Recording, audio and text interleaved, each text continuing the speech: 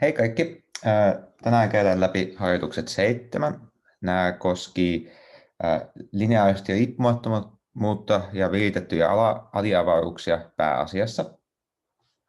Siinä on aika paljon todistustehtäviä ja jonkin verran haastetta. Käydään tänään niitä läpi. Mä haluaisin aloittaa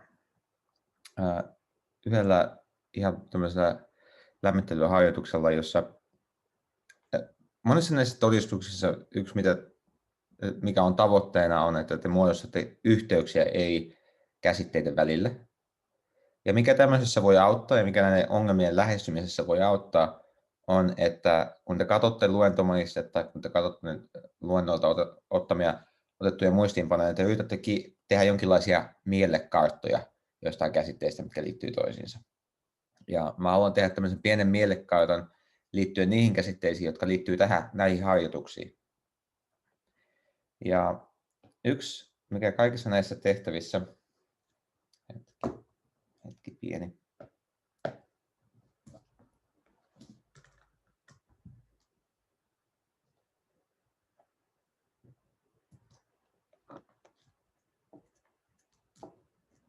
Sekunti. Niin. Joo, yksi, mikä näissä kaikissa tehtävissä tai monissa näissä tehtävissä ilmenee, että on joku vektoreiden joukko, V1, V2, V3, VK.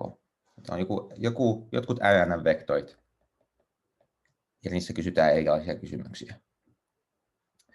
No, näihin liittyen on sitten kaksi käsitettä. On lineaarisesti riippumattomuus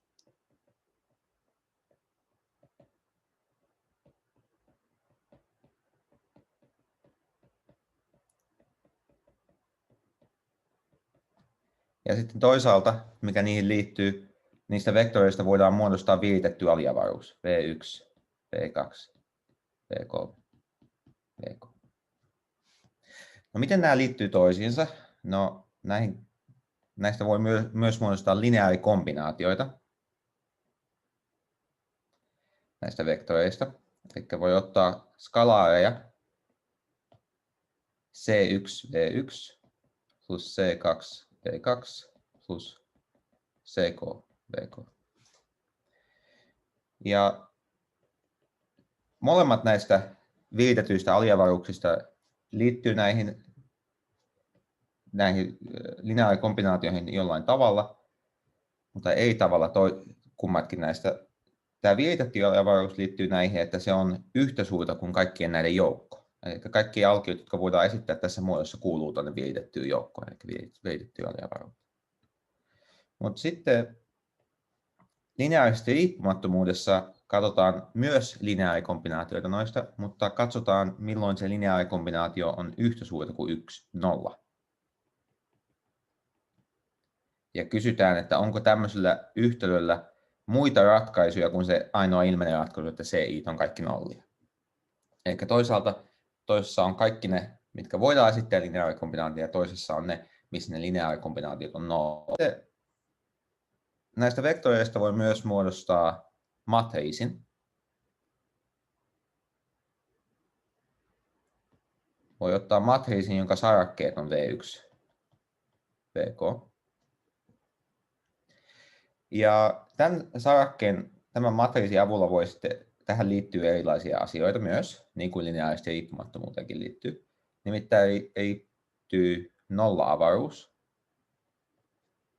Ja sitten liittyy tämä kuva-avaruus. Matriisista A. Ja näihin liittyen sitten on erilaisia ehtoja. Esimerkiksi nolla-avaruuden ja lineaarisesti riippumattomuuden voi liittää toisiinsa sillä, että nolla-avaruus on yhtä suurta kuin nolla, on sen kanssa ekvivalenttia, että vektorit on lineaarisesti riippumattomia. Ja toisaalta tämän kuva-avaruuden, eli kaikki ne vektorit, jotka on muotoa AX, ne voidaan ilmaista siten, että tämä viritetty aliavaruus on yhtä suurta kuin tuo rankki. Eli tällä tavalla sulla on matriisiin liittyviä käsitteitä, vektoreihin liittyviä käsitteitä, aliavaruuteen ja noihin lineaarisesti riippumattomiin. Ja nämä kaikki liittyy jollain tavalla toisiinsa. Niillä ne kytkökset kannattaa ymmärtää, että miten ne liittyy toisiinsa. Okei, mä en halua tehdä tätä enää sottasemmaksi, tätä kuvaa. Mutta sitten on erityistapaus, että jos V1 ja Vn on Rn, jos sulla on n kappaletta Rn-vektoreita, silloin sitä saa pikkusen siistimäksi näitä. Nimittäin silloin se matriisi, joka muodostetaan näistä vektoreista, se on neliömatriisi.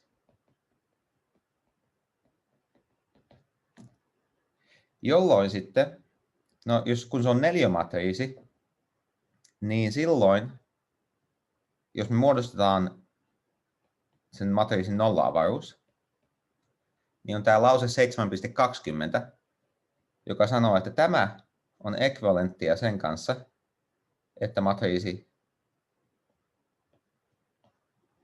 tämä ominaisuus, että nolla-avaruus on triviaali, se voidaan ilmaista ekvivalentisesti sen kanssa, että matriisi A on kääntyvä.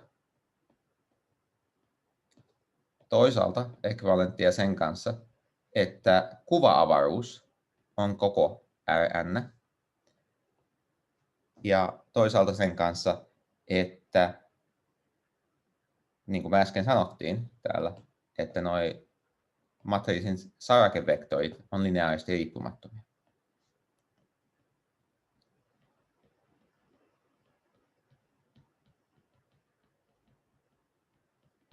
Eli näissä kaikissa on toi 7.20. Eli tässä mä oon vähän hahmotellut joitain näistä keskeisistä, niitä on muitakin, tullaan taas käsittelemään, mutta nämä on ehkä niin kuin niitä keskeisimpiä, että toisaalta nämä lineaarisesti riippumattomia viiristetty aliavaruus, joka esiintyy näissä tehtävissä, ne liittyy näihin matriiseihin, ja ne kytkökset on esitetty tuossa punaisella ja sinisellä.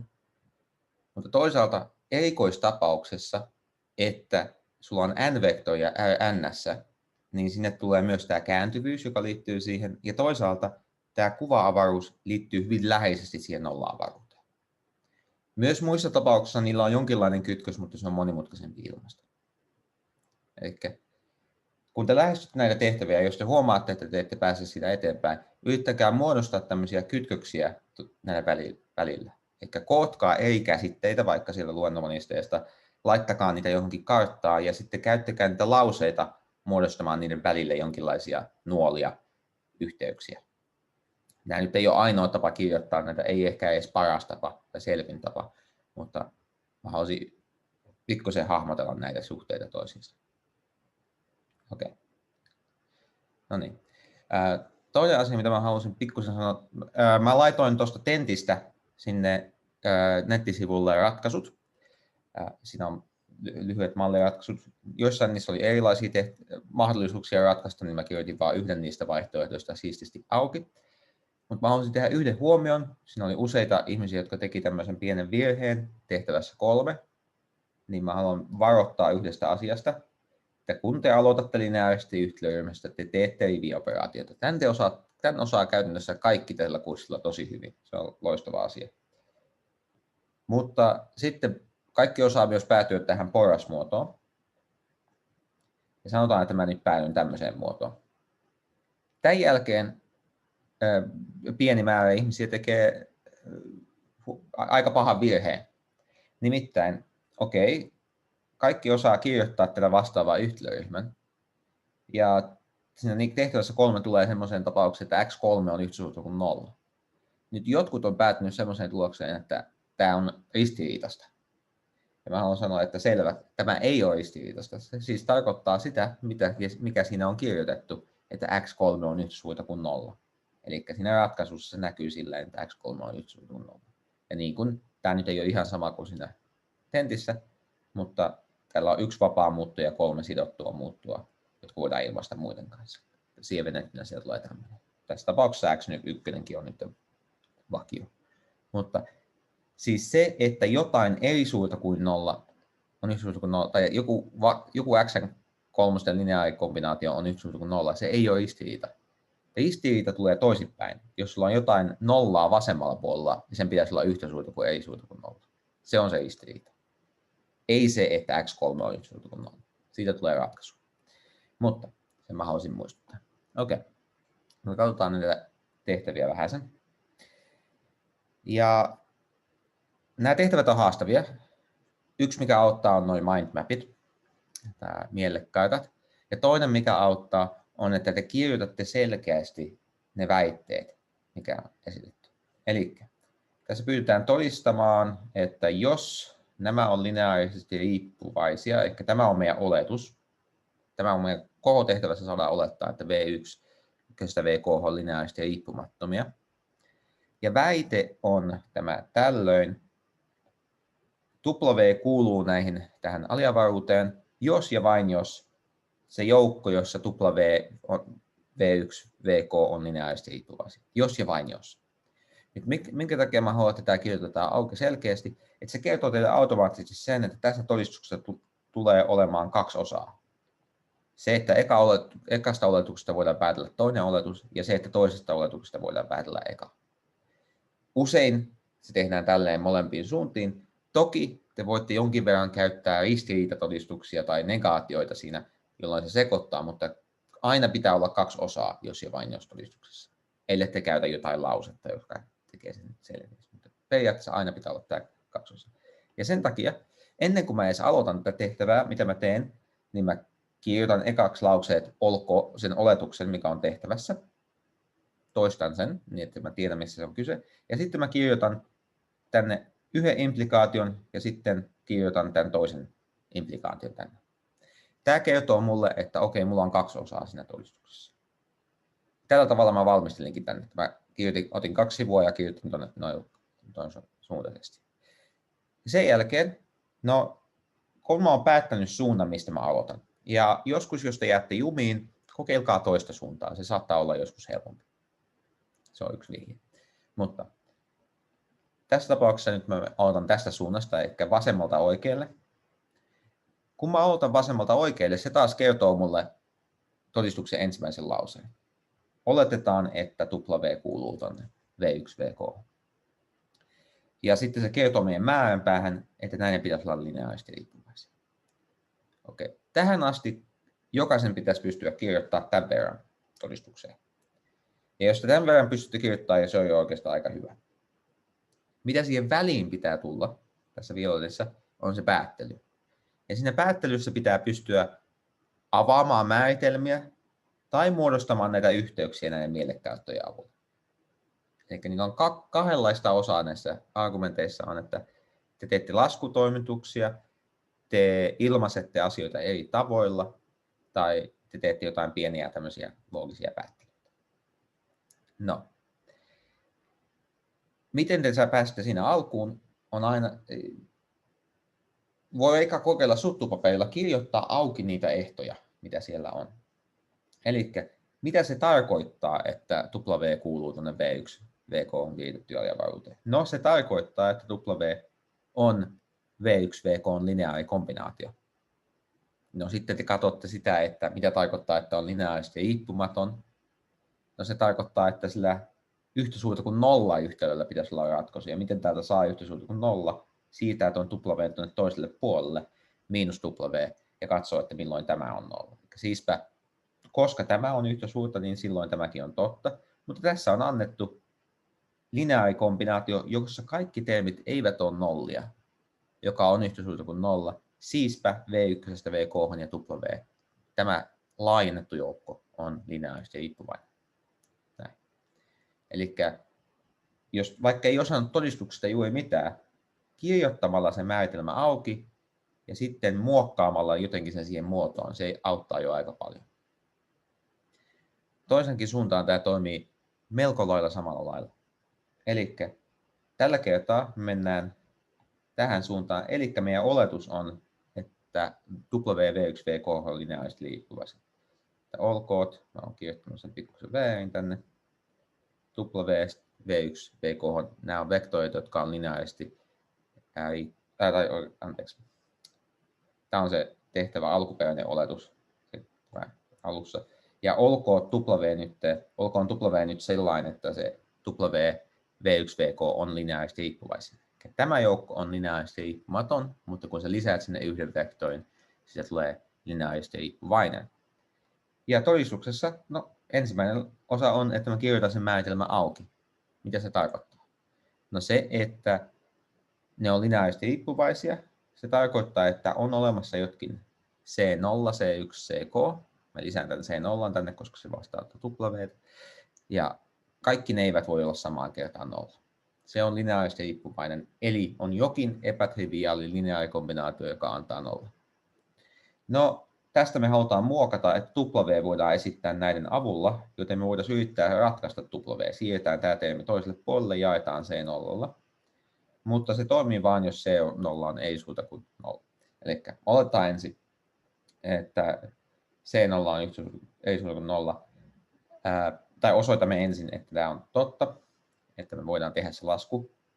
Jos C0 on 0, niin sitä termiä ei tässä edes ole, vaan nämä on yhtä suurta kuin nollia. Mutta sitten me päästään käyttämään sitä oletusta, että CI, VI on lineaarisesti riippuvaisia, jolloin me voidaan päätellä, että nämä kaikki on nollia. Joten me päädyttäisiin siihen, että kaikki CI on nollia.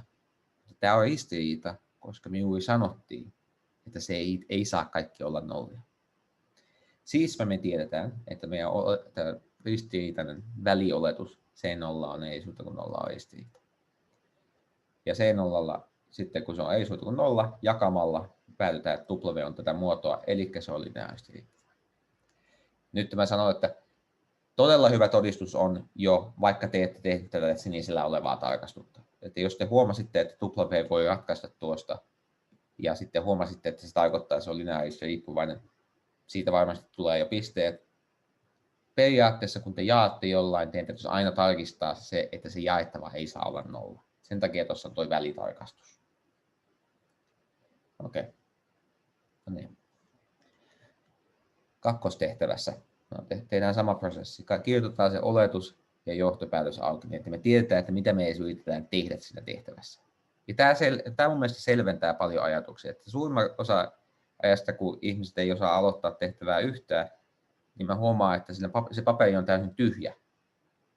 Että siihen ei ole kirjoitettu mitään. Kirjoittakaa auki niitä ajatuksia, koska joskus ne näkemällä te näette jotain muuta ja te huomaatte jotain muuta. Vaikka te ette tiedä, mihin suuntaan te menette, kirjoittakaa ainakin ne osat auki, mitkä aina kirjoitetaan. Eli oletus on, että sulla on k-vektoria, jotka ei ole nollia, jotka on kohtisuorassa toisiaan, eli pistetulot on nolla. Ja mitä tämä siis tarkoittaa vi.vj, aina kun j ei suurta kuin j? Se tarkoittaa, että sulla on k-vektoria, ja aina kun sä valitset niistä kaksi ei-vektoria, eli 1 ja 2, 3 ja 4, 5 ja 6 ja niin edespäin, niin sieltä tulee pistetuloksi 0. Eli I ja J on tavallaan tämmöisiä placeholdereita, eli niihin voi ne on laatikoita, joihin voi sijoittaa mitä tahansa arvoja, kunhan ne on ei suuria toisistaan. Eli se esimerkiksi 1, 2, 3, 4.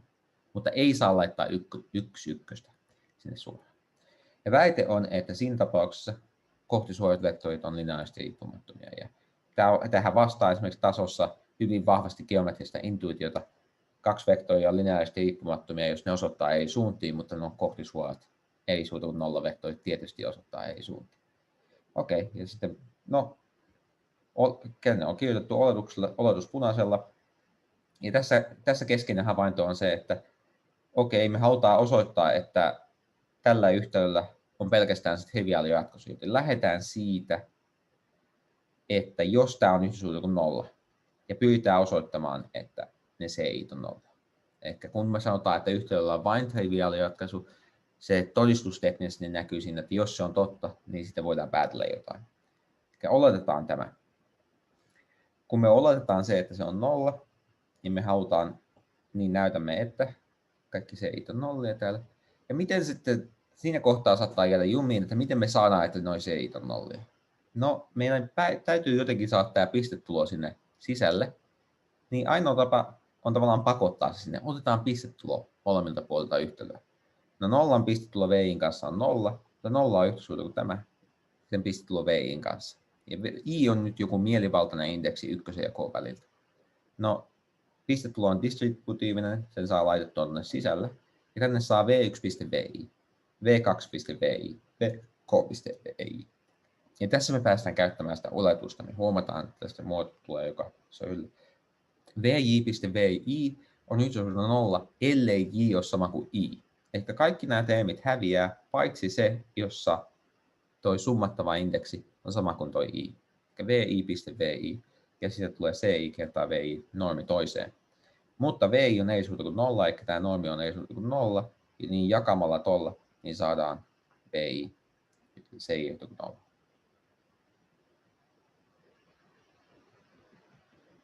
Okay. Eli keskeinen havainto tässä todistuksessa, mikä avaa sen, on, että ottaa pistetulon molemmilta puolilta. Se on se keskeinen juttu.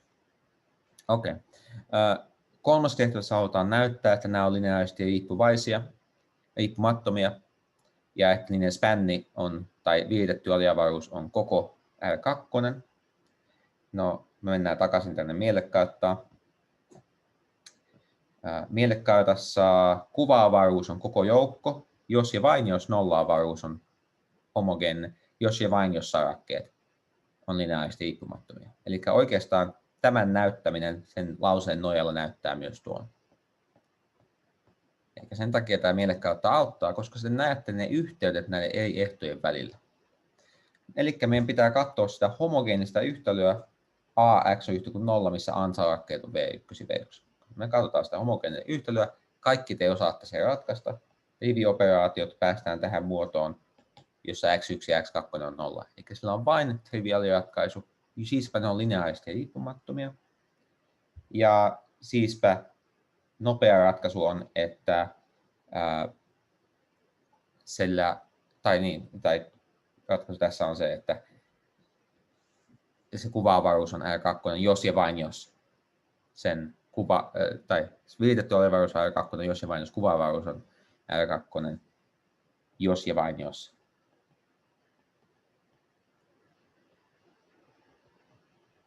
NA on 0. Ja tämä on lause 7.20.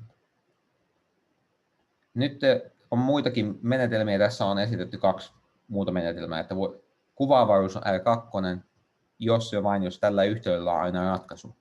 No, te voitte tarkistaa, että sillä yhtälöllä on aina ratkaisu tekemällä rivioperaatioita, se on vähän tämmöinen hitaampi tapa. Tai sitten te voitte käyttää äskeistä laskua, että sen porrasmatriisimuodossa jokaisella sarakkeella on johtava 1, eli siis sillä yhtälöllä sitten on, tai jokaisella rivillä ja jokaisella sarakkeella on johtava 1, eikä sillä on ratkaisu.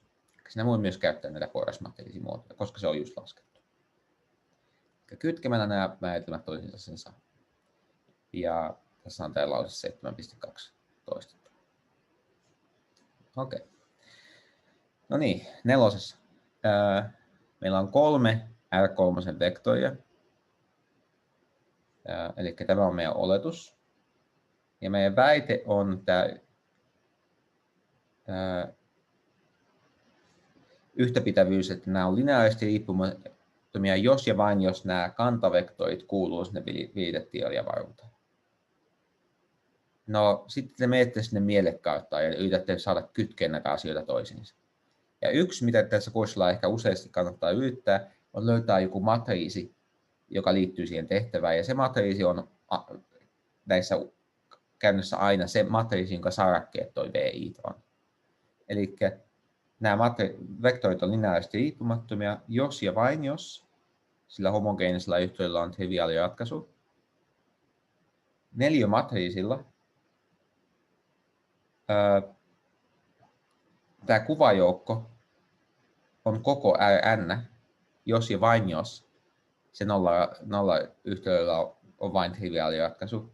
Ja se liittyy siihen, että kuuluuko jotkut vektorit, tai oikeastaan tässä tapauksessa kuuluuko kaikki vektorit sinne viitettyyn aliavaruuteen. Ja nämä myös liittyy siihen porrasmatriisimuotoon, ehkä yhtäältä. Tässä on tämä laskutoimituspuoli, että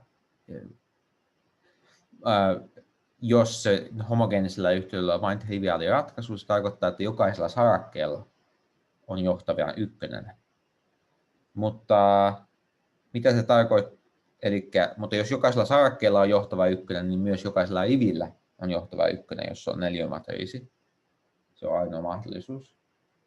Mutta jos jokaisella rivillä on johtava ykkönen, se tarkoittaa, että sinne ei tule nollariviä sinne lineaariseen yhtälöryhmään. Siispä kaikki lineaariset yhtälöt on ratkeavia.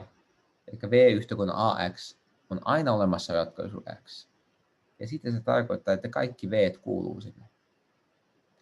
Eli tässä pelataan näillä eri käsitteillä. Porrasmatriisimuoto, tähän liittyvä matriisi, sen kuva, nolla-avaruus, lineaarisesti riippumattomuus ja viitettävyys. Tätä yritetään kytkeä. Ja tässä on neliömatriisi taustalla. No. Tämä on se, miten nämä liittyy toisiinsa, miten se kirjoitetaan se auki. Tämä on se seuraava kysymys. No siinä auttaa se, että lähdetään ihan metodisesti menemään. Eli meillä on jos ja vain jos lause. Se pitää todistaa yhteen suuntaan ja toiseen suuntaan. Eli laitetaan selkeästi kumpaan suuntaan mennään kummallakin kerralla. Ja täällä mennään toiseen suuntaan ja tässä ekaksi mennään yhteen suuntaan. Ja koska me mennään tähän suuntaan, niin me oletetaan, että V1, V2, V3 on lineaarisesti riippumattomia. No, mitä se lineaarisesti riippumattomuus tarkoittaa? No, meidän mielekkäitä nojalla. Siispä AX yhtä kuin 0 on vain triviaali ratkaisu, missä A on toi vektori, jonka sarjakematriisit on 0. No, A on 3 kertaa 3 matriisi. No, tässä on kirjoitettu tämä nollamatriisi muodolla, mutta se ehkä selkeämmin näkyy jo sieltä. Kirjoitapa tätä nyt ei tavallaan, koska mun mielestä tämä on selkeämmin. Se on 3 kertaa 3 matriisi ja sen nolla-avaruus on vaan 0. Joten 7,20 nojalla me saadaan, että sen kuva-avaruus on yhtä kuin Rn. No, R3. Eli nämä kaksi asiaa toi teorema linkittää toisiinsa. Mutta tämä kuva-avaruus, se liittyy siihen viitettyyn aliavaruuteen, eli tällä yhteydellä on aina ratkaisu, siispä kaikille vektoreille B, koska se, että se on yhtäsuunta 3 tarkoittaa, että kaikille vektoreille on olemassa jokin X, jolle AX on yhtä kuin B. Siispä myös E1 on olemassa semmoinen X, E2 on olemassa semmoinen X ja E3 on olemassa semmoinen X. Mutta tämä vasen puoli on aina x1 v1 plus x2 v2 plus x3 v3. Eli se, että nämä yhtälöt on ratkeavia, on sama asia kuin se, että nuo kantavektorit kuuluu sinne viitettyyn aliavaruuteen. Tässä kohtaa ehkä huomioarvoista, että voi vaan myös todeta, että tämä on yhtä suurta kuin tuon kuva-avaruuden kanssa. Koska tämä on kuva-avaruus, joka on R3, niin E1, E2, E3 kuuluu. Okei. Meillä on yhtä pitävä todistus, mennään nyt toiseen suuntaan. Oletetaan, että E1, E2, E3 kuuluu sinne viitettyyn aliavaruuteen. No jos me katsotaan tätä todistusta, niin jotenkin täällä tuntuu, että me haluttaisiin osoittaa myös tämä, että tämä kuva-avaruus on tämä koko R3. Koska sitten me voidaan käyttää tätä ekvivalenssia, mikä 7,20. No, me tiedetään, että kantavektorit kuuluu sinne. Ja me tiedetään, että jokainen vektori, jokainen vektori voidaan kirjoittaa niiden E1, E2 ja E3 avulla. No, aliavaruuden keskeinen ominaisuus on se, että se on aliavaruus. Eli jos otatte mitä tahansa vektoreita sieltä aliavaruudesta ja yhdistätte niitä, niin silloin se yhdistys, se summa ja kerrannainen, niistä se kuuluu sinne aliavaruuteen. Se on se oikeastaan se koko määritelmän pointti. Niin jokainen vektori se voidaan ilmaista kantavektorien avulla, ja koska nämä voidaan ilmaista V1, V2 ja V3 avulla, niin silloin myös B voidaan ilmaista näiden avulla. Eli B kuuluu sinne V1, V2, V3 liittymään aliavaruuteen. Ja tämä on totta kaikilla vektoreilla B. Mitä se siis tarkoittaa? Se tarkoittaa sitä, että tämä eli se viitetty aliavaruus on yhtä suurta kuin R3. Eikä siispä kaikilla vektoreilla B meillä on olemassa AX yhtä kuin B yhtä kuin ratkaisu, eli tuon matriisin A-rangi tai kuva-avaruus on yhtä kuin suurta kuin R3-matriisi. Ja siispä A on neliömatriisi, joten tässä on kirjoitettava taas vähän ylimääräistä. Lauseen 7.2 nojalla A:n sarakkeet on lineaarisesti riippumattomia lauseen nojalla, eli meillä on väite on tosi. Koska se kuva-avaruus on R3. Lause 7.20 sanoo suoraan, kun tämä on totta, niin lausekkeen sarakevektorit on lineaarisesti riippumattomia. Eli jokainen näistä suunnista, aluksi me käytettiin tätä suuntaa ja sitten me käytettiin tätä suuntaa, paitsi että meidän piti pikkusen päätellä tuolta. Okei. No niin. Vitonen, se on pikkusen samantyyppinen kuin toi kakkonen, että halutaan osoittaa, että jotkut vektorit on lineaarisesti riippumattomia, nämä summat. Ja tämä on sen tyyppinen todistus, että missä erityisesti kannattaa vaan lähteä kirjoittamaan niitä ehtoja auki. Koska vaikka sinä ei tietäisi, mitä tekee, niin joskus sitä katsomalla sitä yhtälöä niin voi havaita jotain hyödyllistä. Nimittäin, katsotaan, mitkä mahdolliset ratkaisut olisi tälle C1U plus V plus C2V plus W plus C3U plus W olisi suurin kuin 0. Koska lineaarisesti riippumattomuustarkastelussa me halutaan selvittää, että onko tällä yhtälöllä pelkästään 0 ratkaisu tai onko sillä enemmän kuin 0 ratkaisu. No, meidän täytyy jotenkin muokata se siihen muotoon, että me päästään käyttämään UV:tä ja W:tä, joten kannattaa ottaa tekijät täällä. No, U esiintyy C1 kanssa ja U esiintyy C3 kanssa. Me saadaan tämä termi ja samalla lailla me saadaan nämä kaksi muuta termiä. Mutta U, V ja W on lineaarisesti riippumattomia. Eli siitä me voidaan päätellä, että C1 plus C3, nämä kertoimet, ja C1 plus C2 ja C2 plus C3 on yksi suurta kuin 0. Tämä on se, miten me käytetään lineaarisesti riippumattomuutta. Jos me tietää, että meillä on lineaarikombinaatio, joka on 0, niin se kerrannaisesti, ihan mitä tahansa muotoa ne on nollia. No nyt meillä oli 3 yhtälöä, 3 muuttujaa, sieltä oletettaisiin, että sieltä tulee jonkinlainen ratkaisu. Tästä voi sieventää vaikka Gauss-Jordanilla, että C1 yhtä kuin C2 on yhtä kuin C3. Eli me pystyttiin ratkaisemaan kaikki mahdolliset CI, joilla tämä on yhtä kuin 0. Siispä ne vektorit on lineaarisesti riippumattomia. Okay. 6 ja 7 erittäin samankaltaisia tehtäviä. Halutaan käyttää näitä ehtoja toisiinsa. Ja tässä on tämmöinen pieni geometrinen havainto, eli jos teillä on 2 vektoria, ne muodostaa suorakaiteen, jonka pinta-ala on just tämä niin kuin mystinen suore tässä AD minus BC, sen itseisarvo. Se voi olla positiivinen tai negatiivinen. Ja jos ne vektorit osoittaa eri suuntaan, niin silloin siihen tulee suorakaide, jolla on positiivinen pinta-ala. Jos ne vektorit osoittaa samaan suuntaan, ehkä voi ajatella tämmöistä tosi litteetä tapausta, niin silloin se pinta-ala on 0, jos ne vektorit osuu tasan toisiinsa. Eli siinä mielessä just tämä suore AD minus BC, mikä on tämän suunnikkaan pinta-ala, se kertoo meille, kuinka samansuuntaisia nämä vektorit oikeastaan on. Niin kuin pistetulokin kertoo sen pikkusen eri tavalla. No niin, eli tämä on jos ja vain jos todistus, niin siinä pitää mennä tästä väitteestä tuohon väitteeseen ja toisinpäin. No, mennään eka tästä väitteestä tänne. No, tähän on havainto, että jos me otetaan tämä matriisi, jonka sarakkeet on UV, niin tällä on käänteismatriisi, joka on tätä muotoa. Ja tämä laskutoimitus, että tämä on sen käänteismatriisi, se on tehty siellä luontevanisteessa, se on pätevä aina, kun AD minus BC on ei suurta kuin 0. No, siis tämä on se matriisin käänteismatriisi, voi osoittaa sen esimerkiksi kertomalla. Siispä se on kääntyvä, eli se kuva-avaruus on R2. Ja kuva-avaruus on yhtä suurta kuin tuo UV, niin me saadaan, että ne viittää tuon tason. Se on se yksi suunta. Tämä on se ehkä se tärkeämpi suunta tässä tehtävässä.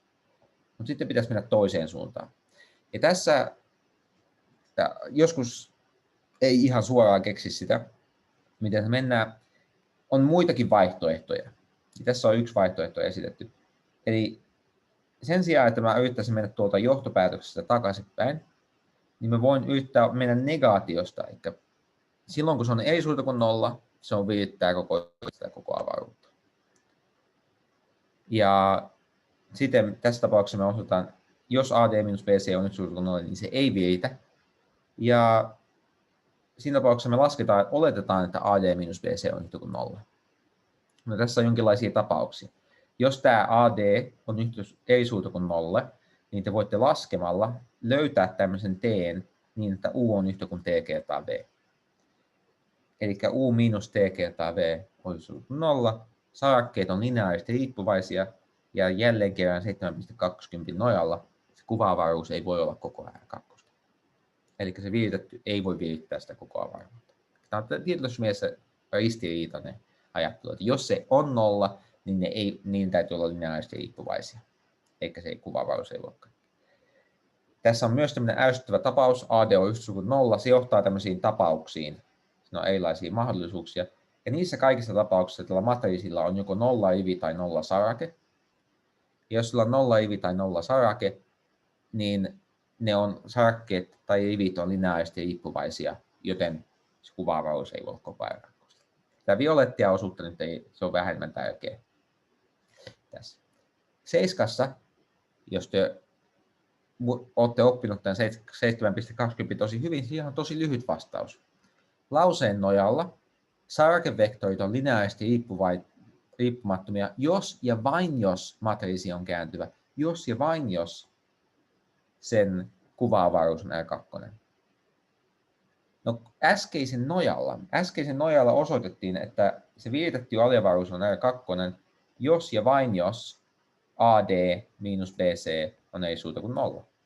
Eli nämä on yhtäpitäviä, ja koska tämä lineaarisesti riippumattomuus on sen virittämisen kanssa yhtäpitävä väite, niin silloin se oikeastaan tulee. Ja tämä on tämmöinen, jos näkee selkeästi näin sitten. Mutta ei hätää, tietysti se voi tehdä myös pikkusen suoremmin. Eli voi mennä yhteen suuntaan, että jos ne on lineaarisesti riippuvia, niin silloin toi AB minus CD on 0. No jos ne on lineaarisesti riippuvia, niin silloin voi ratkaista U:n V:n avulla. Ja silloin A on yhtä kuin T kertaa C, B on yhtä kuin minus T kertaa D. Ja silloin sieventämällä saa, että tuon täytyy olla yhtä kuin 0. Toiseen suuntaan voi katsoa sitten, että jos se on yhtä suurta kuin 0, niin siinä tapauksessa ne on lineaarisesti riippumattomia. Eli tässä on nyt nämä negaatiot käsitelty. Tässä on lineaarisesti riippuvia, jos ja vain jos tämä on yhtä kuin 0 suoralla laskulla. Eli silloin kun tämä on ei suurta kuin 0, niin silloin ne ei voi olla lineaarisesti riippuvia suoralla laskulla. Okei. Sitten näitä loppupäänpä tehtävistä vähäsen. 8. Ajatus on, että kirjoitetaan tämä aliavaruus. Tässä on A, B, C, D. R. Meillä on tapoja käsitellä aliavaruuksia tai joukkoja vektoreita, jotka on lineaarikombinaatioita, niin me halutaan kirjoittaa tämä lineaarikombinaatio. Se on A kertaa joku vektori V1, B kertaa joku vektori V2, C kertaa joku vektori V3 ja D kertaa joku vektori V4. Eli tällä tavalla tämä joukko, koska tämä on sama asia kuin tuo, ja tässä A, B, C, D on mielivaltaisia reaalilukuja. Tässä on kysymys siitä, että sulla on 4 vektoria, jotka viittää aliavaruuden, ja tämä on sama asia kuin tuo kuva-avaruus tuosta matriisista, jonka sarakevektorit on. No, jos me halutaan tarkastella sitä kuva-avaruutta, se liittyy siihen homogeeniseen yhtälöön. Esimerkiksi jos sillä homogeenisella yhtälöllä on vain nollaratkaisu, silloin se kuva-avaruus olisi koko R4 sen 7.20 nojalla. Mutta se tulee kertoa meille jotain muutakin tässä tapauksessa. Tästä eikä ratkaistaan aluksi tämä homogeeninen yhtälö. Laskut on tässä tehnyt. Ja sieltä tulee näissä kolmessa sarakkeessa X1, X2 ja X4 vastaavissa sarakkeissa on johtava 1, ja X3 ei ole johtavaa 1. Olettaa, että mä oon tehnyt nämä laskut oikein. Ja täällä muuten tulee myös tämmöinen rivi, että jokin on yhtä suurta kuin 0, eli C4 on tässä yhtä suurta kuin 0 tässä tapauksessa. Mutta niin, että kaikki ratkaisut on tätä muotoa. C1, C2, C3, C4. Ja siellä on vapaa muuttuja. Ja koska sillä on vapaa muuttuja, se tarkoittaa, että tämä mun toive, että se nolla-avaruus olisi triviaali, eli sieltä tulisi vain triviaali ratkaisu, on ei tosi. Koska sieltä tietysti esimerkiksi T1 sieltä tulee ratkaisuja. Eikä nolla-avaruus on ei triviaali.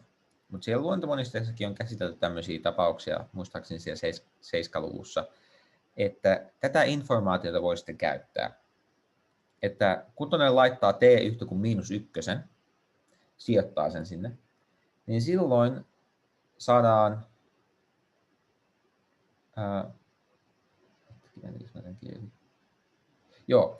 kun T yhtä kuin -1 kirjoittaa, koska C4 on 0, niin me saadaan tämmöinen yhtälö, että näiden lineaarikombinaatio on yhtä suurta kuin 0. Mutta tästä voidaan ratkaista tuo V3, V2 ja V1 avulla. Eli tuossa on muuten, se on -1, niin voidaan sieventääkin vielä.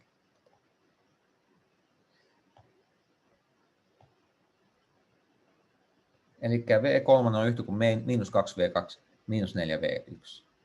Mutta se tarkoittaa sitä siis, että V3 kuuluu tänne V1, V2 ja V4 lineaarikombinaatioihin. Siispä, koska V3 kuuluu sinne lineaarikombinaatioihin, V3 voidaan ilmaista näiden muiden avulla, niin poistamalla se V3 me päädytään joukkoon, joka viittää saman aliavaruuden. Tämä prosessi, poistetaan jotain, mikä on lineaarista riippuvainen muista, se ei vaikuta siihen aliavaruuteen. Mutta kun me poistetaan näitä ongelmia, poistetaan niitä, jotka voidaan ilmaista muiden avulla, me myös pienennetään sinne homogeenisen yhtälön ratkaisuja ja tehdään niistä enemmän riippuvaisia. Mutta nimittäin sitä voidaan nähdä tuosta edellisestä laskusta, että V1, V2 ja V4 on lineaarisesti riippumattomia. Nimittäin, jos ne on lineaarisesti riippumattomia, ne on silloin kantaa sille avaruudelle niin kuin me haluttaisiin. No, jos me katsotaan, mitä se tarkoittaa, että me etsitään lineaarista yhtälöä, jossa meillä on pelkästään V1, V2, ja V4. No se tarkoittaa sitä, että tämä C3 on yhtä kuin 0. Eli se tarkoittaa sitä, että meillä on joku ratkaisu tälle yhtälölle, että tämä on yhtä suurta kuin 0. Jos me katsotaan tätä lineaarista riippumattomuutta. Eikä siellä ei ole ollenkaan V3, eli 0 kertaa V3. No äskeisen nojalla kaikki ne yhtälöiden ratkaisut, jossa tämä V3 kerroin on 0, ne on sitä muotoa, että se T on yhtä kuin 0, mikä on C1 yhtä kuin C2 on yhtä kuin 0, ja äskeisen nojalla C4 on pakko olla 0. Eli me voidaan päätellä tästä ratkaisujoukosta, että ainoa ratkaisu tälle yhtälölle on yhtä suurta kuin 0, on kun kaikki ne on yhtä suurta kuin 0. Siispä ne on nämä 3 saraketta on lineaarisesti riippumattomia. Tämä päättely toimii aina, eli jos ottaa ne sarakkeet, joilla on johtava 1, ne on aina lineaarisesti riippumaton kanta sille kuva-avaruudelle tai viitetylle aliavaruudelle. Tämä prosessi toimii aina. Ottakaa porosmatriisi, ottakaa ne johtavat 1. Sieltä. Meidän aika on aika lailla loppupuolella. Mä sanon ehkä muutaman sanan tästä ysistä. Ysitehtävässä keskeisenä on se, että halutaan osoittaa, että n askeleen jälkeen tai rivioperaatiot ei muuta rivien virittämää aliavaruutta, mutta induktio nojalla riittää oikeastaan tarkastella yhtä askelta, koska jos tänne laittaa väliin jotain vektoreita, C1, Cn, eikä ensimmäisen askeleen jälkeen saat jotkut Ci, niiden virittämä aliavaruus on sama kuin A. No seuraavassa askeleessa sulla on jotkut muut vektorit. Koska sä voit mennä aina yhden askeleen, niin silloin se seuraavankin viritetty on sama. Ja tässä on n askelta, kun se toistaa n kertaa, niin silloin päädytään tuohon B. Ja ajatus on se, että riittää tehdä yksi askel. tästä teoreemasta. Ja tässä on tehty nämä laskut. Eli jos sä vaihdatte 2 riviä, niin silloin se ei muuta sitä aliavaruutta, koska jokainen, mikä voidaan esittää A:n avulla, voidaan myös esittää B:n avulla vaihtamalla noita vakioita. Ja täällä on muutenkin esitetty. Jokainen, mikä voidaan esittää A:n avulla, voidaan myös esittää B:n avulla. Periaatteessa tämä täytyy tehdä molempiin suuntiin, jos on oikein tarkka. Mutta keskeinen näissä todistuksissa on se, että jos voit esittää jonkun A:n avulla, niin käyttämällä sitä ilmaisua, mikä esittää B A:n avulla tai A B:n avulla, niin voi sitten muuntaa sen muodoksi, jossa on B:tä. Niinpä jokainen vektori, joka on tuolla A-viirittämisessä aliavaruudessa, on myös tuolla B-viirittämissä aliavaruuksissa. Tässä on ne kirjoitettu, mutta keskeistä on se yhtä askelta miettiä ja katsoa, että jokainen vektori täällä kuuluu myös siihen toiseen. Ja oletus siinä on se, että siis vektori on B:n lineaarikombinaatio. Päättely on se, että V on sitten noiden A:iden lineaarikombinaatio ja toisinpäin. Okei. Ja sitten haluttiin vielä tuossa 9 kohdalla tarkentaa, että okei, sä oot tehnyt ne rivioperaatiot sille, se ei muuta niitä rivien virittämää avaruutta 9 nojalla. Ja halutaan, että ne rivit, jotka on ei suuria kuin 0, eli se päädytään porrasmatriisimuotoon, jossa on jotkut ei suuria kuin 0, jolta löytyy joku johtava 1 ja sen jälkeen nollia. Halutaan näyttää, että nämä vektorit olisi tuon kuva-avaruuden kanta. No me tiedetään, että ne virittää sen aliavaruuden.